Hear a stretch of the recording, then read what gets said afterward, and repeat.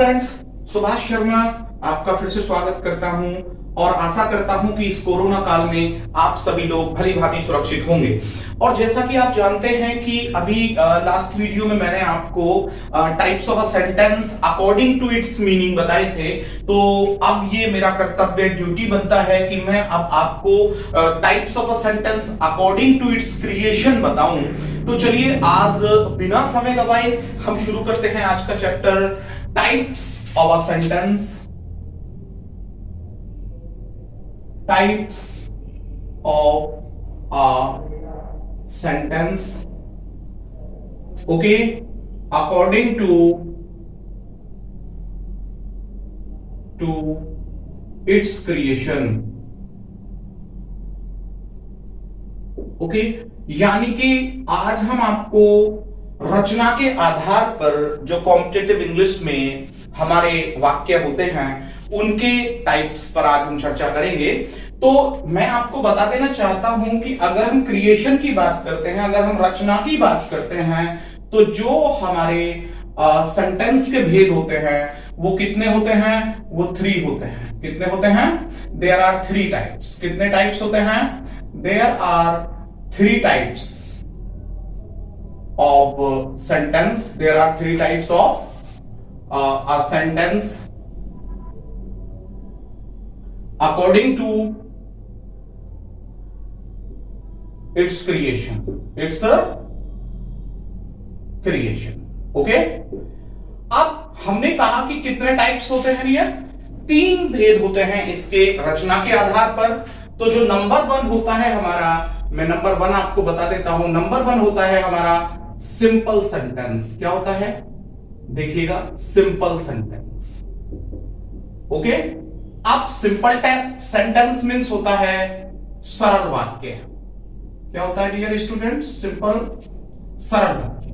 तो मैंने अभी बताया कि जो फर्स्ट टाइप होता है हमारा क्रिएशन के अकॉर्डिंग, वो होता है हमारा सिंपल सेंटेंस। और जब हम सिंपल सेंटेंस की बात करते हैं तो श्योर है कि हमें यह भी देखना पड़ेगा कि जो सिंपल सेंटेंस होता है उसका डेफिनेशन जो है वो क्या है। तो मैं आप लोगों को बता देना चाहता हूं कि a sentence that has a subject and a verb with its complete sense is called simple sentence. Now I want to note down it at this white board. देखिए, मैं आपको बता देता हूं कि a sentence with a subject and a verb, okay, with its complete sense is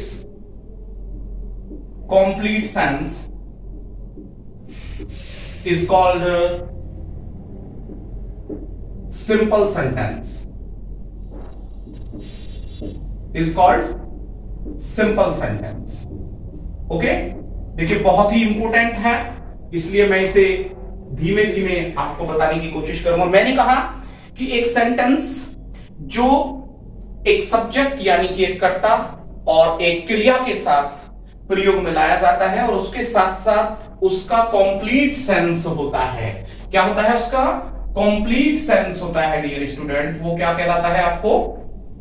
वो simple sentence कहलाता है। चलिए मैं आपको एग्जांपल के थ्रू आप इससे समझेंगे। और देखिए, एग्जांपल की हम बात करें तो एग्जांपल नंबर 1 देखिए। अभी हम यहां पर लिखते हैं कि Sunil takes tea. It means Sunil चाय पीता है। यू नो, प्रेजेंट इंडेफिनिट है, सुनील चाय पीता है। तो यहां पर यदि हम बात करते हैं तो सुनील क्या है? सुनील यहां पर सब्जेक्ट है। ओके, और टेक्स क्या है यहां पर? यहां पर मेन वर्ब है। तो श्योर है कि इसमें हम एक सब्जेक्ट लेकर के आए हैं और एक मेन वर्ब लेकर के आए हैं, और उसके साथ साथ इसका एक कंप्लीट सेंस भी है कि सुनील चाय पीता है। तो इसलिए हम इसे क्या बोलेंगे? Simple sentence. चलिए हम इसको दूसरे एग्जांपल से देख लेते हैं। और दूसरा एग्जांपल यहां पर कहता है कि Mohit was running on the road. अब देखिए यहां पर लिखा गया है कि मोहित सड़क पर दौड़ रहा था। तो देखिए सबसे पहली बात तो यह है कि इसका एक कंप्लीट सेंस है कि मोहित सड़क पर दौड़ रहा था, प्रेजेंट कंटीन्यूअस है। अब यहां पर जब हम बात करें मोहित की, तो मोहित क्या है, यहां पर एक सब्जेक्ट है, ओके, और वॉज रनिंग क्या है, हेल्पिंग वर्ब और मेन वर्ब है, ठीक है ना। तो यहां पर इसमें एक सब्जेक्ट भी है और एक वर्ब भी दिया गया है और उसके साथ साथ इसका कंप्लीट सेंस भी है, इसलिए इस वाक्य को हम क्या कहेंगे, इस वाक्य को हम कहेंगे सिंपल सेंटेंस, ओके।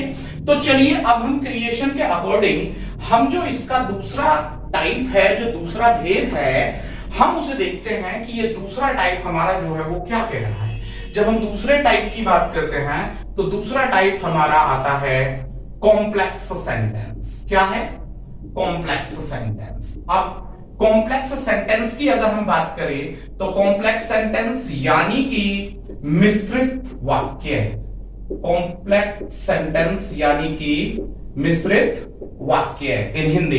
अब बात आती है कि ये मिश्रित वाक्य यानी कि जो कॉम्प्लेक्स सेंटेंस है, इसे हम कैसे समझे कि ताकि हम बड़े आसानी से इसे समझें और हमें एग्जाम में कोई दिक्कत ना हो कॉम्प्लेक्स सेंटेंस से रिलेटेड जितने भी एरर्स आए उन्हें समझने में। तो कॉम्प्लेक्स सेंटेंस यानी कि a sentence that is created with the help of a principal clause along with one or more subordinate clauses is called complex sentence। चलिए मैं लिखता हूं यहां पर, इसको डिफाइन करता हूं यहां पर। तो हमने लिखा a sentence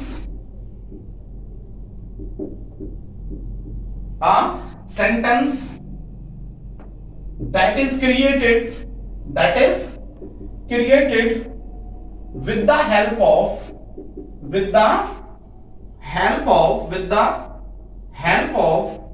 a principal clause। Clause जानते हैं ना, क्लॉज मीन्स खंड, प्रिंसिपल यानी कि मुख्य खंड, प्रिंसिपल क्लॉज एंड वन और मोर सबऑर्डिनेट क्लॉजेस। Subordinate clauses. अब बात आती है कि ये सबऑर्डिनेट क्लॉजेस क्या हैं। यहां पर हमें समझना है कि जो ये सबऑर्डिनेट क्लॉजेस हैं वो क्या हैं। तो सबऑर्डिनेट क्लॉजेस यानी कि जो आश्रित खंड होते हैं। देखिए इस वाक्य में अभी बताया कि एक वाक्य जिसकी रचना की जाती है किसकी सहायता से, एक तो प्रिंसिपल क्लॉज इसमें होता है, यानी कि एक तो इसमें मुख्य खंड होता है और उसके साथ साथ यहां पर एक या उससे ज्यादा कैसे होता है, सबऑर्डिनेट क्लॉजेस होता है, यानी कि आश्रित खंड इसमें होते हैं। और देखिए मैं आपको अपने तरीके से एक बात बता दूं कि इसमें जो सिंपल, यहां पर जब हम देखें सिंपल थिंकिंग में अगर हम इसको देखें तो जो प्रिंसिपल क्लॉज जब हम इसमें यूज करते हैं और उसके बाद हम सबऑर्डिनेट क्लॉज लाते हैं, तो जब प्रिंसिपल क्लॉज को हम इसमें यूज करते हैं तो उसके बाद एक क्वेश्चन मार्क हमारे सामने होता है, एक क्वेश्चन हमारे सामने होता है कि भाई आखिर उसके बाद क्या होगा, उसके बाद क्या होगा, यानी कि हमें उस प्रश्न का जवाब देने के लिए सबऑर्डिनेट क्लॉज को लाना पड़ता है। और प्रिंसिपल क्लॉज के साथ जब हम सबऑर्डिनेट क्लॉज को मिक्स कर देते हैं वहां पर ला करके, तो अब वो बनता है एक कॉम्प्लेक्स सेंटेंस। कैसे बनता है चलिए हम थोड़ा सा देखने की कोशिश करते हैं, लेकिन उससे पहले हम ये देखें कि सबऑर्डिनेट क्लॉजेस जो यहां पर दी गई हैं, तो सबऑर्डिनेट क्लॉजेस को जोड़ने के लिए यानी कि कनेक्ट करने के लिए सबऑर्डिनेट कंजक्शंस का यूज किया जाता है। कौन सा, तो यहां पर देखिए मैं बता देता हूं आपको कि subordinate conjunctions, subordinating conjunctions are used while creating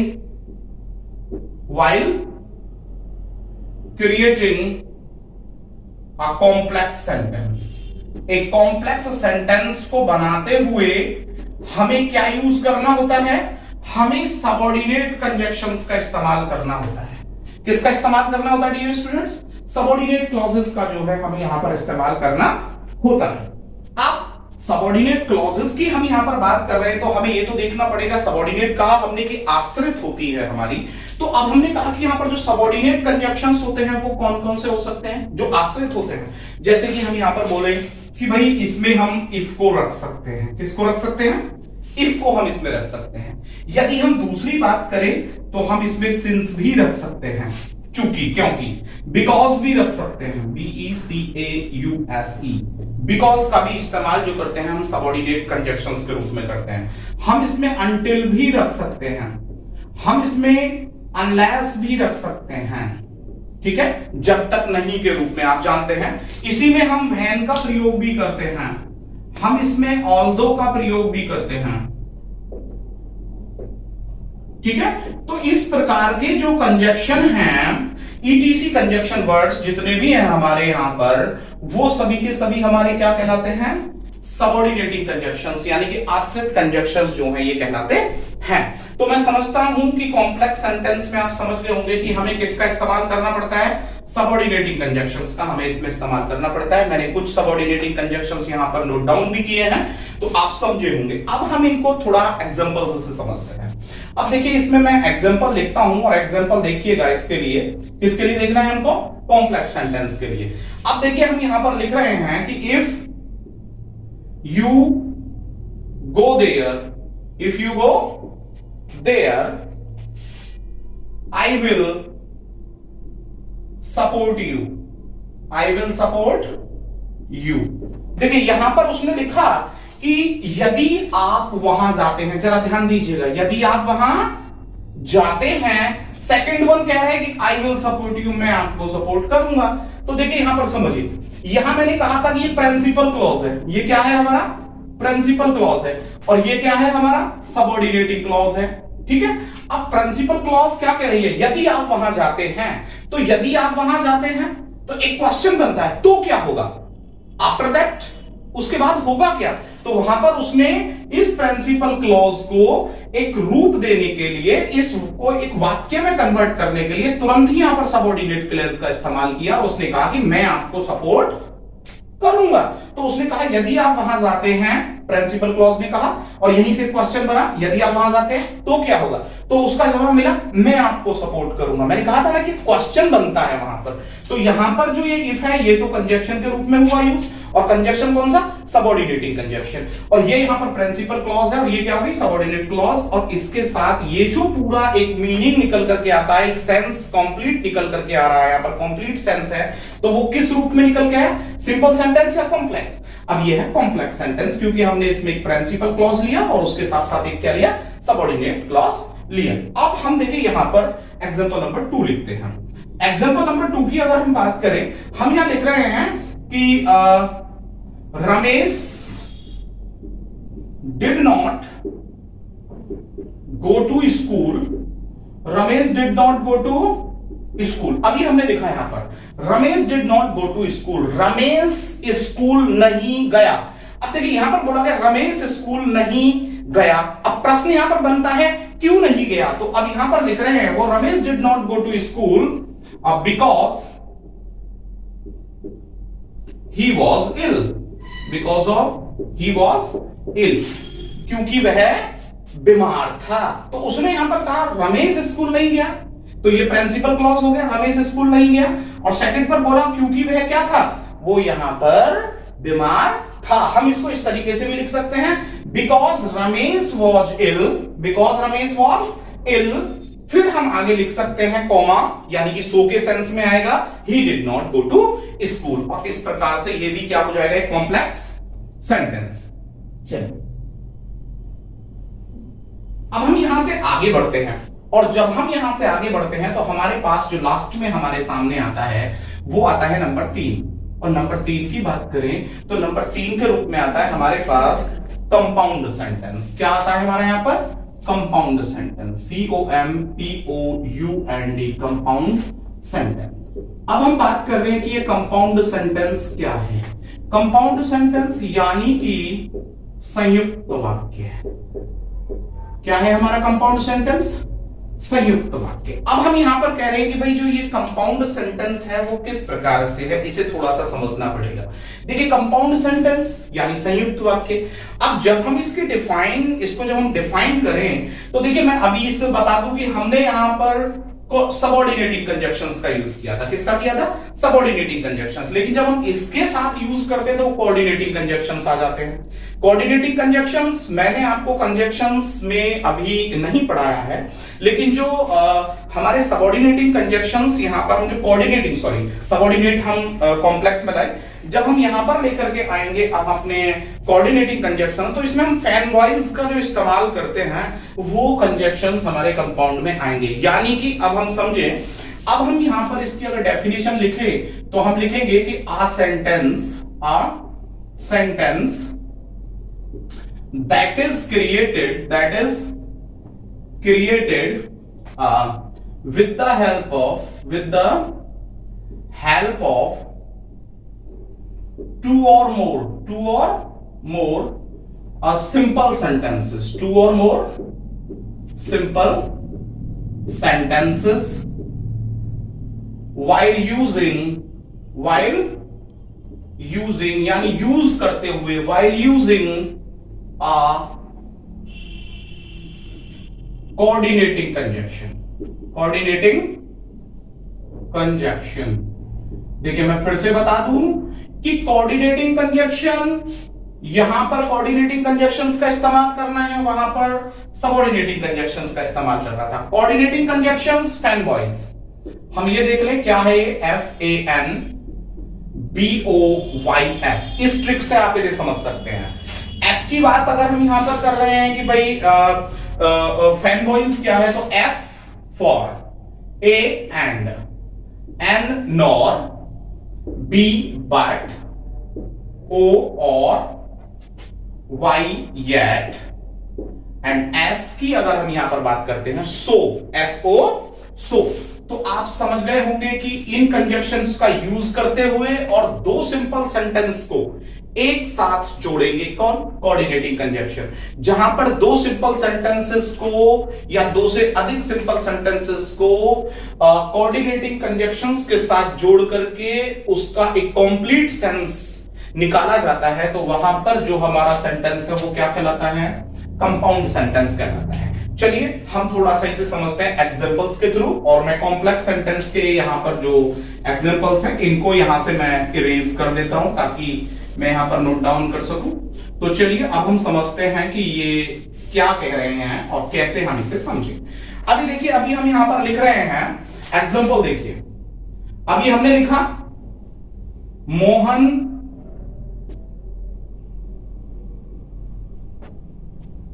runs fast, और हम एक यहां पर लिख रहे हैं सुमन रन्स स्लोली। ओके, हमने लिखा कि मोहन रन्स फास्ट, यानी कि जो मोहन है वो तेज दौड़ता है। प्रेजेंट इंडेफिनिट सिंपल सेंटेंस, क्योंकि कंप्लीट सेंस निकल के आ रहा है।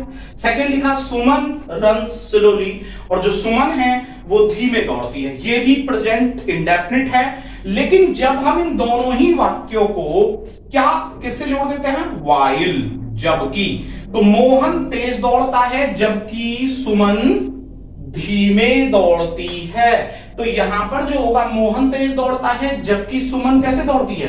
धीमे दौड़ती है। तो दो सिंपल सेंटेंसेस को हमने किससे जोड़ा है? वाइल से जोड़ा है। तो श्योर है कि यहां पर ये कौन सा टाइप होगा अब हमारा सेंटेंस का? अगर हम क्रिएशन के अकॉर्डिंग बात करें, कंपाउंड। इसी प्रकार से हम दूसरे एग्जांपल को देखते हैं। हमने लिखा सी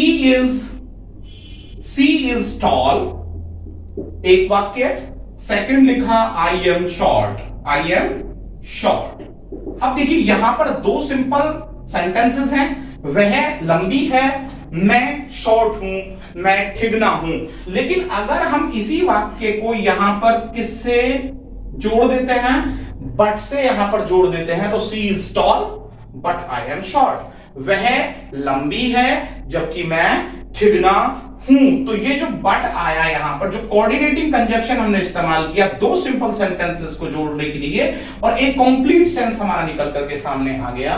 तो अब ये जो हमारा टाइप ऑफ सेंटेंस है वो क्या कहलाएगा? वो कंपाउंड कहलाएगा। ठीक है, इसी प्रकार से देखिए थर्ड वन। देखिए एक बड़ा पॉपुलर सा यहां पर मैं इंपरेटिव वाक्य लिख देता हूं, डू मींस करो।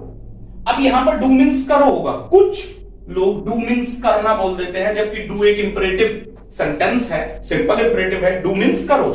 और देखिए सेकंड हमने लिख दिया यहां पर डाई, डाई मीन्स मरो, मरना नहीं होता, डाई मीन्स मरो। लेकिन अगर हम इन दोनों को किससे जोड़ देते हैं, और से यहां पर कनेक्ट कर देते हैं, तो डू और डाई यानी कि करो या मरो, तो श्योर है कि यहां पर दो सिंपल सेंटेंसेस को आप किससे जोड़ रहे हैं, और से जोड़ रहे हैं, और उसका कंप्लीट सेंस भी निकाल रहे हैं। तो ये यहां पर क्या कहलाएगा हमारा, ये कंपाउंड सेंटेंस कहलाएगा। चलिए मैं बहुत जल्दी से आपको क्विक एक बार और रिवीज दे देता हूं। सिंपल सेंटेंस यानी सरल वाक्य, यानी कि जो वाक्य कम से कम एक सब्जेक्ट और एक वर्ब से बनता हो और अपना एक कंप्लीट सेंस भी निकालता हो, एक अपना पूर्ण अर्थ भी निकालता हो, उसे हम क्या कहते हैं, सिंपल सेंटेंस। जैसे कि सुनील टेक्स टी, सुनील चाय पीता है, इसके अंदर सुनील सब्जेक्ट है और टेक्स क्या है, यहां पर वर्ब दिया गया है, तो आप समझ गए होंगे कि ये हमारा सिंपल सेंटेंस है। Mohit was running on the road, Mohit सड़क पर दौड़ रहा था, प्रेजेंट कंटीन्यूअस है, इसमें मोहित यहां पर सब्जेक्ट है और रनिंग यहां पर वॉच जो है हेल्पिंग वर्ब और रनिंग मेन वर्ब है, तो ये सिंपल है। कॉम्प्लेक्स में हमने कहा था कि कॉम्प्लेक्स यानी कि मिश्रित वाक्य जो कम से कम एक प्रिंसिपल क्लॉज लाए और एक या उससे अधिक सबऑर्डिनेट यानी कि आश्रित खंड लेकर के आए, सबऑर्डिनेट क्लॉजेस लेकर के आए, वो जब अपना कंप्लीट सेंस निकालेगा तो वो क्या बन जाता है हमारा यहां पर, वो कॉम्प्लेक्स। और कॉम्प्लेक्स में मैंने बताया था कि सबऑर्डिनेटिंग कंजक्शंस लेकर के आता है, और सबऑर्डिनेटिंग कंजक्शंस क्या होते हैं, मैंने आपको यहां पर लिखा उनमें से कुछ, ये सबऑर्डिनेट। और मैंने ये भी बताया, मैं फिर से अभी बता देता हूं कि जो प्रिंसिपल क्लॉज होती है उसको नोट डाउन करने के बाद या उसे बोलने के बाद एक क्वेश्चन बन जाता है, और उसके बाद जब सबऑर्डिनेट क्लॉज आता है तो उससे जब कंप्लीट सेंस निकलता है तब हमारा कॉम्प्लेक्स सेंटेंस। और कंपाउंड सेंटेंस यानी कि जो कम से कम दो सिंपल सेंटेंसेस को आप कोऑर्डिनेटिंग कंजक्शन से जब कनेक्ट करते हैं और एक कंप्लीट सेंस निकल करके हमारे सामने आता है, तो that is called compound sentence. मैंने आपको इसके एग्जांपल्स भी दिए हैं, तो मैं समझता हूं कि आपको बहुत अच्छे से ये वीडियो जो है वो समझ में आई होगी, और आई होप कि आप इसे अच्छे से वॉच करेंगे ताकि आप आगामी परीक्षाओं में अपने मार्क्स को और भी ज्यादा बढ़ा सके और मेरिट में सफल होकर के देश हित में और अपने लिए काम कर सके। और यदि आपको ये वीडियो पसंद आई हो तो my dear don't forget to like it, comment करना और शेयर करना बिल्कुल ना भूलें, और अपने मित्रों को जरूर बोलें कि वो इसे सब्सक्राइब भी करें। Thank you.